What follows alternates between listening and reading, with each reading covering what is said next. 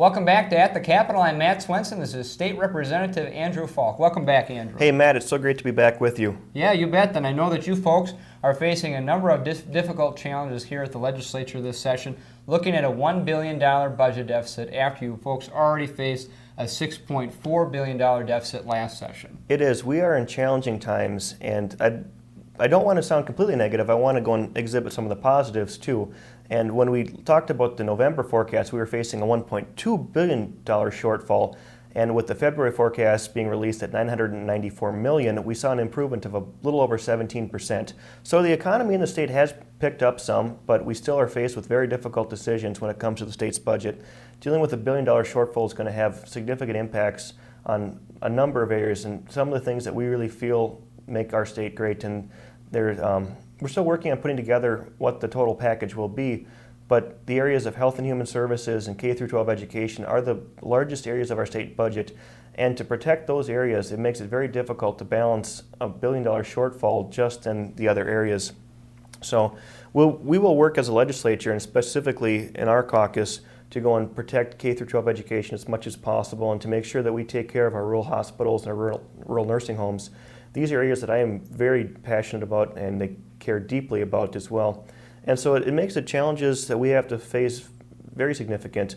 One of the things that I am hopeful for is that if the federal government comes through with some of the health reform, it's going to help solve some of the issues we have with our budget.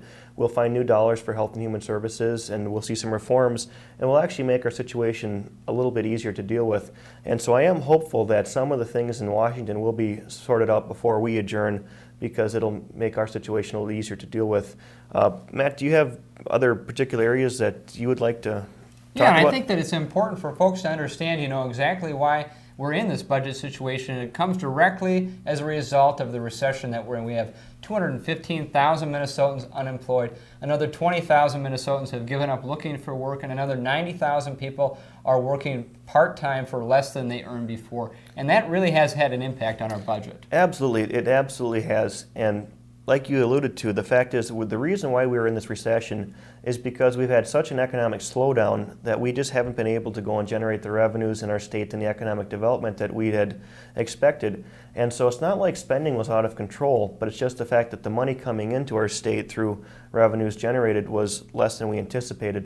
And as a result, we're going to have to make those tough decisions about how we reduce spending in particular areas and what we can do to become more efficient, how we can leverage federal dollars. And I do think we need to have a discussion about what it means to bring in new revenue to the state. And we have to have all the options on the table.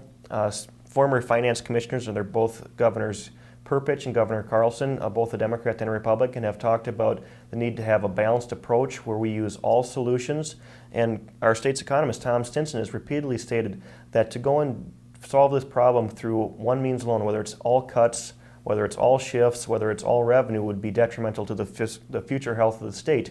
We need to look at everything, put all the options on the table, and find a common sense approach that encompasses all the options. It is not an easy place to be in, and it's going to be one of I think the most challenging things we have to deal with, figuring out the supplemental budget for our state. We've had to deal with a number of areas that are difficult. GAMC is one. We've had to reduce that program. We had to make concessions to go and work with the governor, and it's going to have an impact on our rural hospitals. But what we have done is we've tried to find ways to reform and to make that program work better.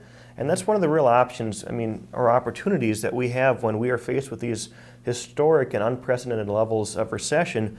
We have to go and figure out ways to be more effective, to be more efficient, and that's where we get some of these reforms. And we are working. The problem is even if we implement something, sometimes it takes a number of years, a couple of bienniums perhaps, to actually see the full results of what has been put in place. And so it really is a work in process. Mm-hmm. And specifically, I serve on the committee that oversees the Department of Agriculture's budget. And we've had to go and reduce there just like we've had to reduce in other areas. But it's kind of a catch-22 situation where if we reduce some of the efficiencies, whether it's an upgrade to an information technology system or to some other type of way to generate efficiencies, we have to go and delay those because we want to make sure that we keep people employed. And so the things that would save us money actually they take longer to get put in place. I mean, it is difficult, and we're working as best we can to go and solve the problem. And I think that it's an important point that you mentioned there, that every decision you make here at the Capitol has long-term consequences. And looking into the future, even when you resolve this $1 billion deficit, we're looking at another $5.8 billion deficit when you folks come back next year. Yeah, we do have some significant challenges, and we need to really have honest discussions about what level of services people demand from the state and what they're willing to pay for and how they would like to pay for it. Well, a lot of difficult decisions this year at the Capitol. I know that you encourage folks to contact you with their suggestions. Absolutely. I always appreciate contacts from people. You can reach me at 651-296-4228, or please send me an email at rep.andrew.falk@house.mn.